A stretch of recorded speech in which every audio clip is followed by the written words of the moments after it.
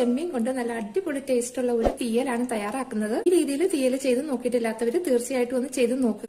തീയലിന് വേണ്ടിയിട്ട് ഞാനിവിടെ 350 ഗ്രാം ചെമ്മീൻ തൊലിയൊക്കെ പൊളിച്ച് വൃത്തിയാക്കി കഴുകിയെടുത്ത് വെച്ചിട്ടുണ്ട്.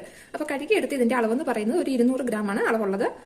അതുപോലെ തന്നെ ഒരു പച്ച ഏത്തയ്ക്ക 200 ഗ്രാം ഉള്ള ഒരു പച്ച ഏത്തയ്ക്ക തൊലിയൊക്കെ പൊളിച്ചിട്ട് ഇതുപോലെ കനം കുറച്ച് അരിഞ്ഞെടുത്ത് വെച്ചിട്ടുണ്ട്. അപ്പൊ ആദ്യം തന്നെ നമുക്ക് ഈ ചെമ്മീനും ഏത്തക്കയും കൂടി ഒന്ന് വേവിച്ചെടുക്കാം. അപ്പൊ ഞാനിവിടെ കറച്ചട്ടിയിലാണ് നമ്മുടെ തീയൽ തയ്യാറാക്കുന്നത്. അതിന് വേണ്ടിയിട്ട് നമുക്ക് ഈ ഒരു കറച്ചട്ടിയിലേക്ക് ഒരു 2.5 ടേബിൾ സ്പൂൺ വെളിച്ചെണ്ണ ഒഴിച്ചൊന്ന് ചൂടാക്കിയെടുക്കാം. ഇപ്പൊ ഇവിടെ എണ്ണ നന്നായിട്ട് ചൂടായിട്ടുണ്ട്. ഇതിലേക്ക് നമുക്ക് കുറച്ച് ഉലുവ ഇട്ട് കൊടുക്കാം. ഒരുപാടൊന്നും വേണ്ട, ഒരു വളരെ കുറച്ച് മതി. ഉലുവ ഒന്ന് പൊട്ടി വരുമ്പോൾ ഒരു 2 തണ്ട് കറിവേപ്പിലയും ഒരു 3-4 ഉണക്കമുളകും കൂടി ഇട്ട് കൊടുക്കാം. ഇനി ഇതിലേക്ക് നമുക്ക് ഒരു 100 ഗ്രാം ചുവന്നുള്ളി ചെറുതായിട്ട് നീളത്തിൽ അരിഞ്ഞെടുത്തേക്കുന്നതാണ്. അതിട്ട് കൊടുത്ത് ഒന്ന് വഴറ്റിയെടുക്കാം. ഈ ഒരു അളവിൽ വഴന്ന് കിട്ടിയാൽ മതി. ഇനി ഇതിലേക്ക് നമുക്ക് ഒരു ചെറിയ തക്കാളി അരിഞ്ഞെടുത്തേക്കുന്നതാണ്. അതുപോലെ തന്നെ ഒരു 3 പച്ചമുളക് 2 പൊളന്നെടുത്തിട്ടുണ്ട്. അപ്പൊ അതും കൂടി ചേർത്ത് നമുക്കൊന്ന് വഴറ്റിയെടുക്കാം. അപ്പൊ ഈ സമയം നമുക്ക് ഒരു അല്പം ഉപ്പും കൂടി ഇട്ടിട്ട് ഒന്ന് വഴറ്റിയെടുക്കാം. ഒരു 2 മിനിറ്റ് സമയം നമ്മളൊന്ന് ഇളക്കി വഴറ്റിയെടുത്താൽ മതി. ഇപ്പൊ ഇവിടെ ഒരു 2 മിനിറ്റ് ആയിട്ടുണ്ട്. ഇനി ഇതിലേക്ക് നമ്മൾ കഴുകി വൃത്തിയാക്കി വെച്ചിരിക്കുന്ന ചെമ്മീൻ ഇട്ട് കൊടുക്കാം. കൂടെ തന്നെ അരിഞ്ഞു വെച്ചിരിക്കുന്ന പച്ച ഏത്തക്കയും കൂടിയും ചേർത്ത് കൊടുക്കാം. ഇതിലേക്ക് ഒരല്പം മഞ്ഞപ്പൊടിയും കൂടിയും ചേർത്ത് നല്ലതുപോലെ നമുക്കിതൊന്ന് മിക്സ് ആക്കി എടുക്കാം. ഇനി ഇതിലേക്ക് വേവുന്നതിന് ആവശ്യത്തിനുള്ള ഒരു 1.5 കപ്പ് അളവിൽ വെള്ളം ഒഴിച്ചു കൊടുക്കാം. ഇനി ഇത് നമുക്ക് നല്ലതുപോലെ ഒന്നും കൂടി മിക്സ് ആക്കിയിട്ട് ഇത് തിളയ്ക്കുന്നത് വരെ വെയിറ്റ് ചെയ്യാം. ഇപ്പൊ ഇവിടെ നമ്മളിത് നല്ലതുപോലെ മിക്സ് ആക്കിയിട്ടുണ്ട്. അപ്പൊ മിക്സ് ആക്കിയപ്പോൾ കുറച്ച് വെള്ളത്തിന്റെ കുറവ് പോലെ തോന്നി. ഞാനപ്പോൾ ഒരു 1/2 കപ്പ് വെള്ളം കൂടി ഒഴിച്ചിട്ടുണ്ട്. അപ്പൊ അത് ഞാൻ റെക്കോർഡ് ചെയ്തപ്പോൾ റെക്കോർഡ് ആയിട്ടില്ല. അപ്പൊ ടോട്ടൽ നമ്മൾ 2 കപ്പ് വെള്ളമാണ് ഒഴിച്ചേക്കുന്നത്. ഇനി ഇത് നല്ലതുപോലെ ഒന്ന് തിളക്കട്ടെ. അത്രയും സമയം നമുക്കൊന്ന് വെയിറ്റ് ചെയ്യാം. ഇപ്പൊ ഇവിടെ നമ്മുടെ ചെമ്മീനും പച്ചയേത്തക്കയും കൂടി നല്ലതുപോലെ തിളച്ചു തുടങ്ങിയിട്ടുണ്ട്. അപ്പൊ ഇനി ഇത് നമുക്ക് അടച്ചു വെച്ച് ഒരു മീഡിയം ഫ്ലെയിമിൽ വെച്ചിട്ട് ഒന്ന് വേവിച്ചെടുക്കണം. അപ്പൊ ഇത് വേവുന്ന സമയം നമുക്ക് ഇതിലേക്ക് വേണ്ട തേങ്ങയൊക്കെ ഒന്ന് വറുത്തെടുക്കാം.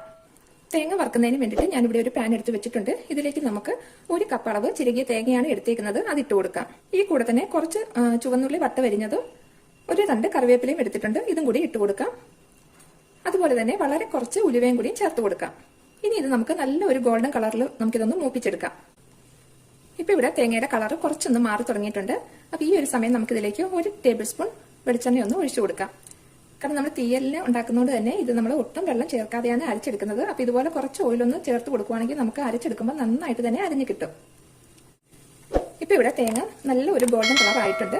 അപ്പൊ ഈ ഒരു സമയം നമുക്ക് ഫ്ലെയിം ഒന്ന് കുറച്ച് വെക്കാം. ഇനി ഇതിലേക്ക് നമുക്ക് പൊടികൾ ചേർത്ത് കൊടുക്കാം. അപ്പൊ ഞാനിവിടെ 1 ടേബിൾ സ്പൂൺ ചതച്ച മുളകാണ് എടുത്തേക്കുന്നത്. അതുപോലെ തന്നെ 1 ടേബിൾ സ്പൂൺ കാശ്മീരി മുളക് പൊടി എടുത്തിട്ടുണ്ട്. 1 ടേബിൾ സ്പൂൺ മല്ലിപ്പൊടിയും കുറച്ച് മഞ്ഞപ്പൊടിയും. മഞ്ഞപ്പൊടി വളരെ കുറച്ച് മതി. നമ്മൾ ചെമ്മീനൊക്കെ വേവിച്ചപ്പോൾ അതിൽ മഞ്ഞപ്പൊടി ഇട്ടിട്ടുള്ളത് കൊണ്ട്. ഇനി ഇത് നമുക്ക് നല്ലതുപോലെ ആ പൊടികളുടെ പച്ചമണം മാറുന്ന വരെ ഒന്ന് മൂപ്പിച്ചെടുക്കാം. അപ്പൊ ഫ്ലെയിം കുറച്ച് തന്നെ വെച്ചാൽ മതി. ഇനി ഒരു മിനിറ്റ് ഒന്ന് ഇളക്കി കൊടുത്തിട്ട് നമുക്ക് ഫ്ലെയിം അങ്ങ് ഓഫ് ചെയ്ത് ഇത് തണുക്കാനായിട്ട് മാറ്റിവെക്കാം. ഇപ്പൊ ഇവിടെ നമ്മുടെ തേങ്ങയുടെ ചൂടൊക്കെ ഒന്ന് കുറഞ്ഞിട്ടുണ്ട്. അപ്പൊ ഒരുപാട് അങ്ങ് ചൂട് കുറയാനായിട്ട് നിൽക്കേണ്ട. ഒരു ചെറിയ ചൂടോട് കൂടി തന്നെ നമുക്ക് ഇതൊന്ന് അരച്ചെടുക്കാം. അപ്പൊ ഇത് നമുക്ക് മിക്സിയുടെ ഞാനിവിടെ ചെറിയ ജാറാണ് എടുത്തേക്കുന്നത്. അതിലേക്ക് ഇട്ടിട്ടാണ് അരച്ചെടുക്കുന്നത്.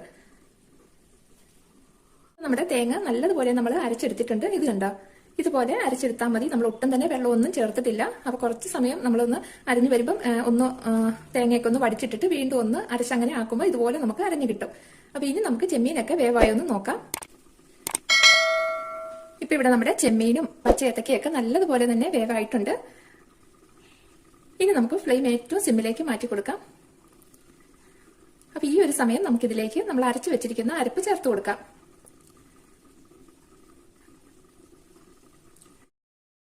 ഇനി ഇതിലേക്ക് നമുക്ക് പുളി ചേർത്ത് കൊടുക്കാം. അപ്പൊ ഞാനിവിടെ ഒരു 2 കഷ്ണം പുളി എടുത്ത് വെള്ളത്തിൽ കുതിർത്തി വെച്ചിട്ടുണ്ട്. 2 ചെറിയ കഷ്ണം പുളിയാണ്. തീയലിന് ഒരുപാട് അങ്ങ് പുളി വേണ്ട. കുറച്ച് ഒരു ചെറിയൊരു പുളി മതി. അപ്പോഴാണ് ആ കറിക്ക് നല്ല ടേസ്റ്റ് ഉള്ളത്. അപ്പൊ ഇത് നല്ല പുളിയാണ്. അതുകൊണ്ട് തന്നെ ഞാനിപ്പോ ഇതിൽ നിന്ന് 1 കഷ്ണം ഇട്ട് കൊടുക്കുന്നുള്ളൂ. എന്നിട്ട് നോക്കിയിട്ട് പുളി വേണമെന്നുണ്ടെങ്കിൽ മാത്രമേ മറ്റത് വിടുന്നുള്ളൂ. അപ്പൊ അതൊക്കെ ഓരോരുത്തരുടെ പുളിയുടെ അളവനുസരിച്ച് ചേർത്ത് കൊടുത്താൽ മതി. ഇനി ഇത് നമുക്ക് നല്ലതുപോലെ ഒന്ന് മിക്സ് ആക്കിയിട്ട് ലോ ഫ്ലെയിമിൽ അടച്ചു വെച്ച് ഒരു 5 മിനിറ്റ് നമുക്ക് കൊടുക്കാം. അപ്പൊ ആ അരപ്പൊക്കെ നല്ലതുപോലെ നമ്മുടെ ചെമ്മീനിലും പച്ചയേത്തക്കയിലും ഒക്കെ നമുക്ക് പിടിച്ചു കിട്ടും. ഇപ്പൊ ഇവിടെ 5 മിനിറ്റ് ആയിട്ടുണ്ട്. ഇത് കണ്ടോ, ആ എണ്ണയൊക്കെ തെളിഞ്ഞ് നല്ല കറക്റ്റ് പാകത്തിന് നമ്മുടെ തീയൽ റെഡി ആയിട്ടുണ്ട്. അപ്പൊ ഇനി നമുക്ക് ഫ്ലെയിം അങ്ങ് ഓഫ് ചെയ്യാം. ഫ്ലെയിം ഓഫ് ചെയ്തിട്ട് ഇതിപ്പം നമ്മൾ ഒന്നും ചെയ്യണ്ട. വീണ്ടും ഇത് നമ്മൾ അടച്ചു തന്നെ വെച്ചിട്ട് ഒരു 15 മിനിറ്റ് റെസ്റ്റ് ചെയ്യാനായിട്ട് വെക്കണം. ഒരു 15 മിനിറ്റിന് ശേഷം മാത്രമേ നമ്മൾ സെർവ് ചെയ്യാവുള്ളൂ. അപ്പോഴേ ഉള്ളൂ ആ തീയൽ നല്ല കറക്റ്റ് ഒരു ടേസ്റ്റിൽ നമുക്ക് കിട്ടുള്ളൂ.